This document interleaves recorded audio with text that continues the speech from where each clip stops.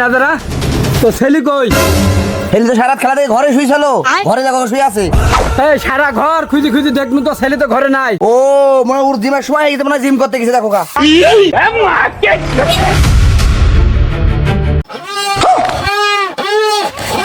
হ্যাঁ কি করে কি কি মহেন্দ্র বাহুবলী গুপাই।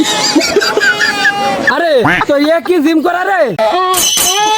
আহা হবাই কেবল আমি জিমটা আরম্ভ করছি, ডিস্টার্ব করো না তুমি। ডিস্টার্ব করলে কোনদিন আমার বডি হয় নাকি? তোকে আমি ডিস্টার্ব করতে আসিনি রে, বলে যে বড় একটা খাসি ছাগল ছিল, সে ছাগলটা কই? কি? আমাদের ছাগল নয়, আর ছাগল দেখে নিস আমি জানি। আব্বা তুমি একবার হুকুম দাও আমার জিম করা শরীর আমাকে একবারে শেষ করে ফেলতে। আর তোমার যে বাপের যে বড় ফালাটা না আলার উপর তুলা, ওই ফালাটা আমাকে দাও দিনি, আমাকে একবার শেষ করে দেবো। ওই পারে নাইট দিয়েছে ছাগল আমি জানি, আব্বা নাইট ছাড়া এই ছাগল কেউ নেয়নি। হারামজাদা নকে দোষ দিস কি নাকি? এত বড় সাহস আমার দুটো ছেলেকে হাতে ঝাড়াতে বাগাড়তে পারবে না, বুড়ো বুড়ো খাচ্ছে কোথাকার। হারামজাদা মহিলা তোর জন্য আজকে আমার ছেলের অবস্থা। তোর চুটকার নিশাখর মদঘর বাবাখর সবার সাথে মেশে আজকে। ওরে মা তুমি খালি একবার হুকুম দাও, ওর বাবা কালকে নাম ভুলে দিছি, এক আশা তোর গোবার করে দেবো। ও জানে না, ও জানে না আমার জিম করা শরীর।